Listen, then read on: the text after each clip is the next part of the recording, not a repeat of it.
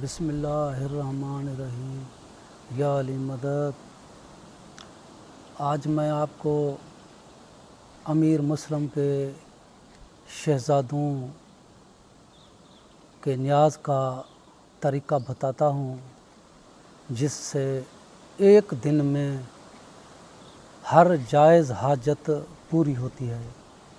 یہ ایک عظیم نیاز ہے ان شہزادوں کا، جس کا طریقہ یہ ہے کہ کوئی میٹھی چیز، مٹھائی وغیرہ ہاتھوں میں لے کر کے پہلے 110 بار درود شریف پڑھیں، اس کے بعد 7 بار سورہ فاتحہ، 7 بار سورہ قدر، 7 بار سورہ اخلاص، پھر 110 بار درود شریف پڑھیں اور اس کا ہدیہ امیر مسلم کے شہزادوں کو بھیجیں۔ حضرت محمد ابن امیر مسلم، حضرت ابراہیم ابن امیر مسلم کو۔ اس کے بعد جب آفتاب غروب کے وقت غروب ہونے لگے، اسی وقت کچھ بچے اپنے ساتھ لے کر کے چوراہے پہ آئیں، وہاں کھڑا ہو کر کے اسی طرح یہ صورتیں ان شہزادوں کے نام لے کر کے ان کو ہدیہ کریں اور پھر اپنی حاجت بیان کریں اور پھر کہیں، اے کم سن شہزادو، تمہیں اپنے باپ کی شہادت کا واسطہ، تمہیں اپنی مظلومت کا واسطہ، تمہیں اپنی مصیبتوں کا واسطہ جو تم پہ آئی، اور تمہیں اپنی شہادت کا واسطہ میری یہ حاجت پوری فرماؤ۔ ایک دن میں یہ حاجت پوری ہوتی ہے، لہذا ایمان کامل ہو اور ان شہزادوں کا نیاز کا جو طریقہ ہے اس کی ترتیب صحیح ہو۔ یہ ایک زبردست اور عظیم نیاز ہے۔ اس شہزادوں کے حال سے آپ کچھ واقف ہوں گے، ان کے حال آپ ذاکروں سے سنتے رہے ہوں گے کہ یہ شہزادے کافی عرصہ قید میں رہے، ابن زیاد کی قید میں، پھر کسی بھی طرح اس قید سے نکل کر کے باہر آئے، مگر کوفہ سے باہر نہ نکل سکے۔ ایک درخت پہ چڑھ گئے۔ ایک مومنہ ہے، اس کی ایک کنیز ہے، وہاں پانی بھرنے کے لیے آئی ہے۔ جب پانی میں ان شہزادوں کی تصویر دیکھی تو اوپر نظر کر کے کہتی ہے، تم کون ہو اور درخت پہ کیوں بیٹھے ہو؟ یہ شہزادے کہتے ہیں کہ ہم امیر مسلم کے یتیم بیٹے ہیں، ہمارا باپ مارا گیا ہے اور ہم ابن زیاد کی ظلم کی وجہ سے درخت پہ چڑھ گئے ہیں، دن کو کوفہ سے باہر نکل نہیں سکتے، جب رات ہوگی کوفہ سے باہر نکلیں گے۔ وہ کنیز کہتی ہے، میری ملکہ مومنہ ہے اور اہل بیت کے گھرانے سے بہت محبت کرتی ہے، آؤ میں تم کو لے چلوں ان کے پاس۔ وہ کنیز ان شہزادوں کو اس مومنہ کے گھر لائی اور کہا کہ یہ امیر مسلم کے بچے ہیں، حسین کے بھانجے ہیں، آل رسول ہیں۔ اس مومنہ نے ان کی بہت خدمت کی، کھانا کھلایا، اس کے بعد الگ کمرہ سونے کے لیے دیا۔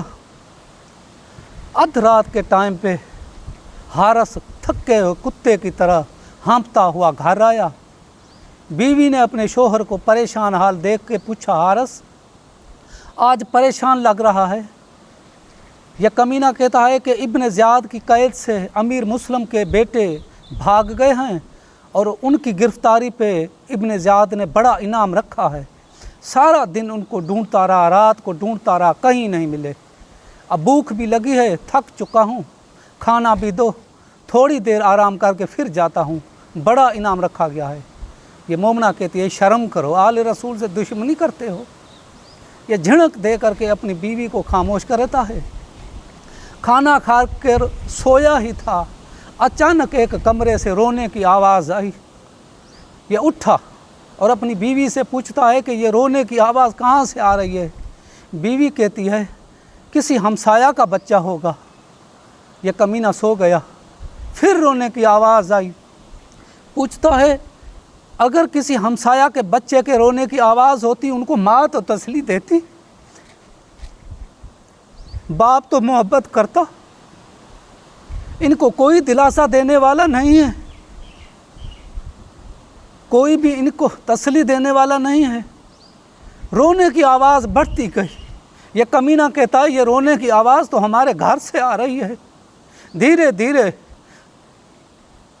کان لگا کر اس جگہ پہنچا جہاں شہزادے سوئے ہوئے تھے۔ یہ کمینہ شہزادوں کے سرہانے کھڑا ہو کر کے کہتا ہے تم کون ہو؟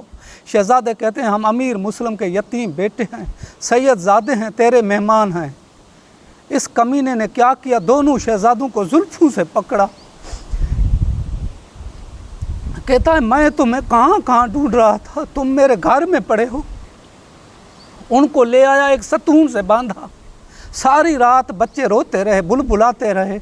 صبح ہوئی، پہلے اپنی بیوی کو قتل کیا، پھر اپنے بیٹے کو قتل کیا، پھر ان شہزادوں کو لے آیا دریا کے کنارے۔ شہزادوں کو کہتا ہے کہ قمیص اتارو۔ یہ شہزادے ہاتھ جوڑ کر کہتے ہیں ہمیں قتل نہ کر۔ کیوں قتل کرتا ہے؟ ہمارا بابا پہلے بار آ گیا، تو ہمیں قتل نہ کر، ہمیں لے چل بازار میں بولی لگا، ہم یوسف سے کم تو نہیں۔ اس کمینے نے ایک شہزادے کو قتل کر کے اس کی لاش کو پانی میں پھینکا، وہ لاش وہیں رک گئی اپنے بھائی کے انتظار کے لیے۔ دوسرے کو قتل کر کے پانی میں پھینکا، دونوں لاشیں اکٹھے ہو گئی۔ ان کے سارے لے آیا ابن زیاد کی دربار میں۔ ابن زیاد نے کہا کہ میں نے گرفتاری کا کہا تھا، تو نے قتل کیوں کر ڈالا؟ ابن زیاد غصہ میں آ کر کہتا ہے کوئی اس کو بھی قتل کرے اس جگہ جس جگہ اس نے بچوں کو قتل کیا ہے۔ ایک مومن موجود تھا، اس کو موقع ملا، اس نے کہا کہ میں قتل کروں گا۔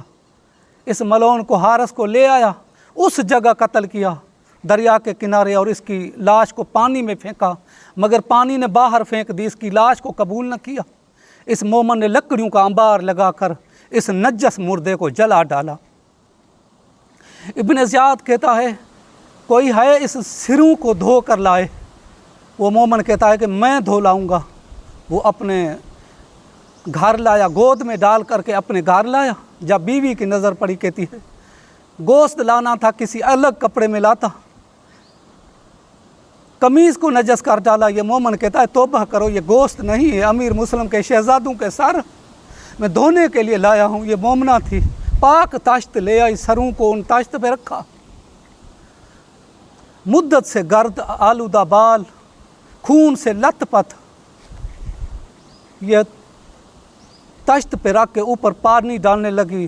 سارے تشت کا پانی لال ہو گیا، دھو بھی رہی ہے، رو بھی رہی ہے۔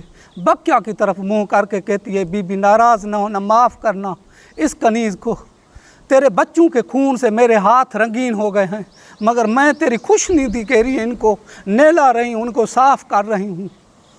جب سر دھو ڈالے، پھر چھوٹے چھوٹے بچوں کے سروں کے بالوں پہ کنگھی لگائی، اس کے بعد سرما پہنایا، پھر بچوں کے سروں پہ دیکھ کر کے کہتی ہے ہائے تیری ماں دیکھتی ان کا کیا حال ہوتا۔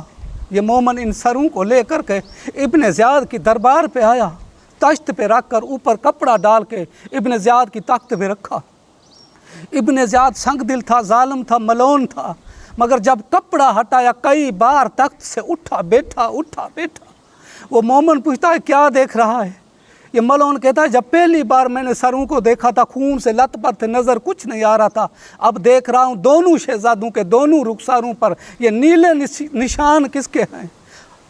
ابن زیاد کو یہ پتہ نہیں تھا کہ حارث ملعون اپنے گھر کے ستون پر شہزادوں کو باندھ کر کے ساری رات تماچے مارتا رہا۔ میں کہتا ہوں یا مولا امام زمانہ ظہور فرما، اب ظہور